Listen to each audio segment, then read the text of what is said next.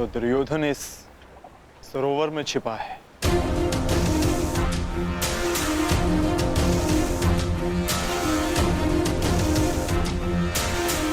आवाहन दो विकोदर।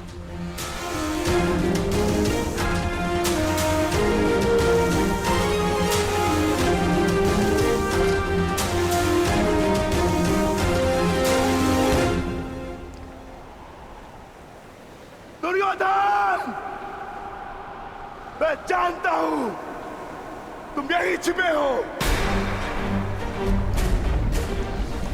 बाहर निकलो कायर और युद्ध करो मुझसे। सुन रहे हो कायर? सामने आओ। क्या इस प्रकार मेरा सामना करोगे? बाहर निकलो और बंद करो मुझसे।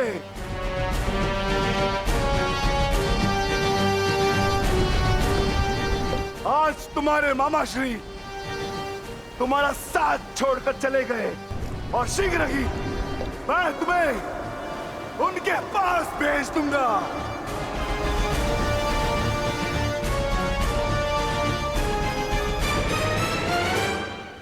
अरे वज्र का शरीर लेकर भी भयभीत हो दुर्योधन।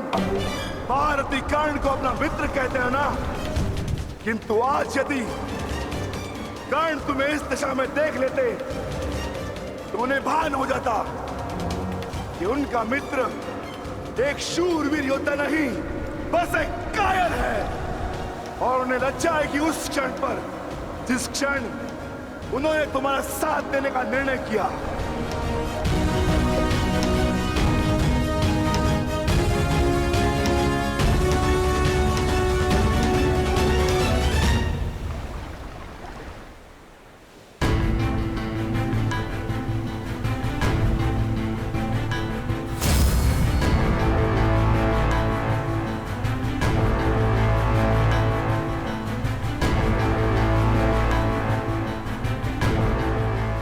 विकोदर,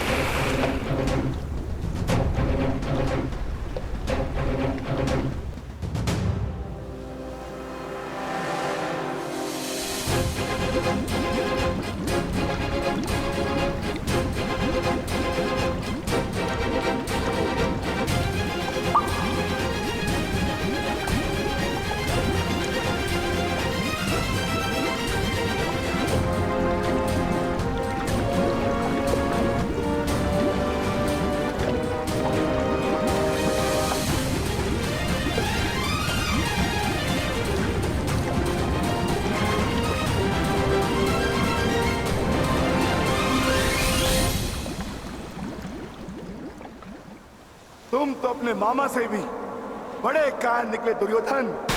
विश्वास नहीं होता कि तुम वही दुर्योधन हो जिसे ज्येष्ठ कर्ण हस्तिनापुर का महाराज बनाना चाहते थे। मेरा चयन बिल्कुल ठीक था। दुर्योधन तुमसे बेहतर राजा होगा।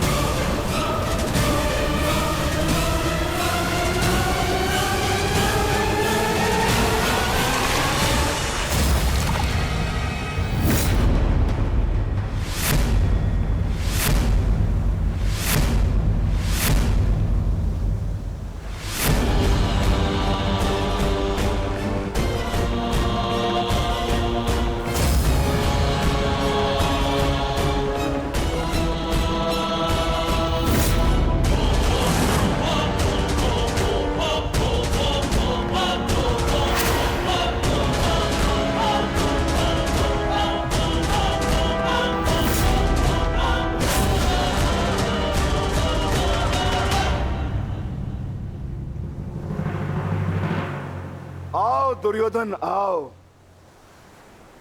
स्वागत है तुम्हारा।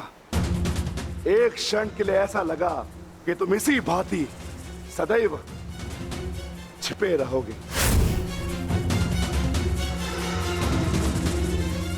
मुझे तुमसे छिपने की आवश्यकता नहीं है भीम, क्योंकि मेरा शरीर वज्र का है। स्मरण है ना, कुछ समय पूर्व क्या दुर्दशा की थी मैंने तुम्हारी? स्मरण है?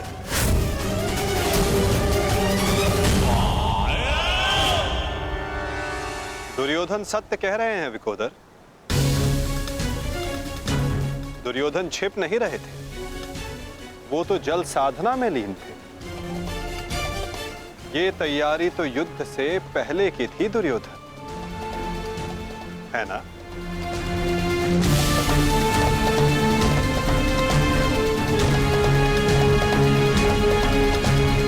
अद्भुत। एक बार फिर तुमने मुझे चौंका दिया। हाँ, मैं जल साधना कर रहा था जो मेरे गुरु बलराम ने मुझे सिखाया है।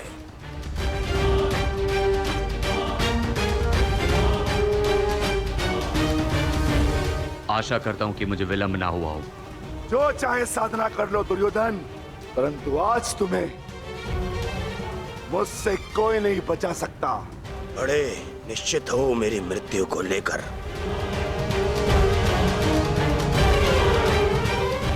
आज क्या कोई नया छल लाए हो मेरे लिए? हाँ, कोई छल नहीं होगा, युद्ध करो। उन्हें सोचा नहीं कि कैसे पांडव एक एक करके तुमसे युद्ध कर रहे थे। यही उस वासुदेव कृष्ण की नीति है कि तुम्हें थकाकर तुम्हें निशस्त्र कर दे। ठीक है, युद्ध होगा, परंतु एक बार में एक ही से होगा, और उससे होगा जिससे मैं चाहूंगा।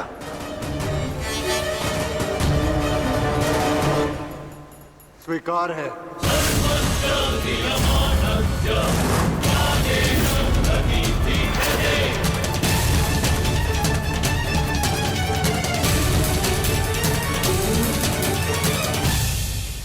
किंतु दुर्योधन, प्रश्न ये उठता है कि तुम युद्ध किससे करोगे? नकुल सहदेव से?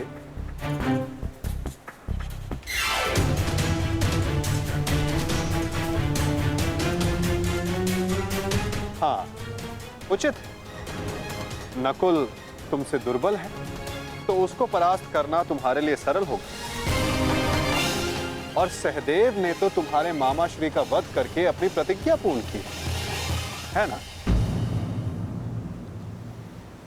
किंतु ये चुनाव करने से पूर्व एक बात सदा स्मरण रखना दुर्योधन, कि नकुल सहदेव का एक प्रहार तुम्हारे 100 प्रहारों से अधिक स्मरणीय होगा, और नकुल सहदेव को तुमसे कहीं अधिक सम्मान मिलेगा। हाँ, कदाचित इस द्वंद्व में, इस महाभारत में तुम भले ही विजयी हो जाओ, किंतु सदा के लिए तुम अपना मान, सम्मान और यश खो बैठोगे दुर्योधन।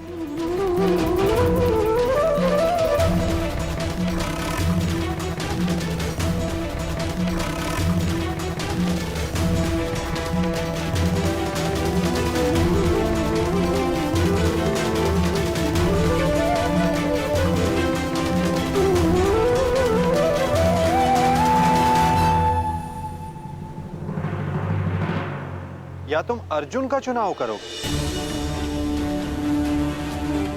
जिसने तुम्हारे मित्र का वध किया। किंतु फिर प्रश्न ये उठता है कि तुम धनुर्युद्ध चुनते हो या गदा युद्ध। यदि तुमने धनुर्युद्ध चुना तो तुम अर्जुन के समक्ष क्षण भर के लिए नहीं टिक पाओगे।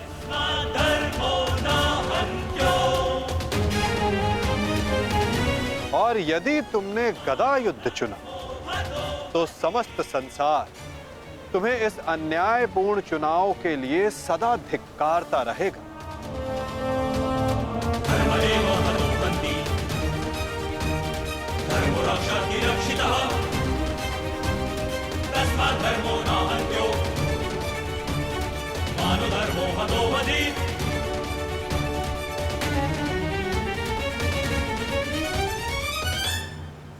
हाँ, युधिष्ठिर को द्वंद्व के लिए ललकारना ये अवश्य बुद्धिमानी हो, क्योंकि यदि राजा को मारोगे तो सेना तो स्वयं परास्त हो जाएगी। किंतु ये बात स्मरण रखना दुर्योधन, यदि तुमने ऐसा किया तो समस्त संसार तुम्हें उस कायर की भांति स्मरण करेगा जिसने स्वयं से निर्बल को परास्त करने का विकल्प चुना। चुनाव तुम्हारा है दुर्योधन।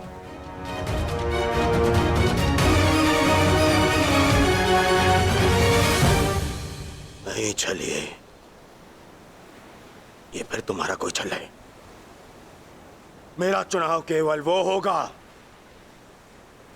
जिसकी मृत्यु मेरे 99 भाइयों के लिए श्रद्धांजलि होगी। परिणाम चाहे जो भी हो, दुर्योधन केवल एक महान योद्धा के रूप में जाना और पहचाना जाएगा।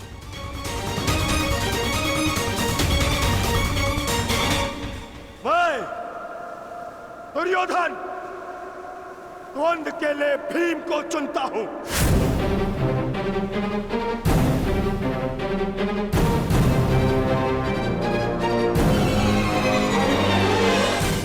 और इसे मारने के पश्चात मैं एक एक करके बाकी चारों भाइयों को मारूंगा। ये मेरा वचन है।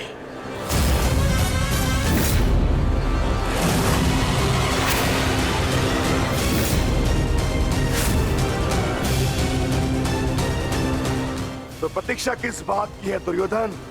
अब समय ही बताएगा कि तुम मुझे मारकर अपने 99 भाइयों को श्रद्धांजलि दोगे या मैं तुम्हें उनके पास पहुंचा दूंगा।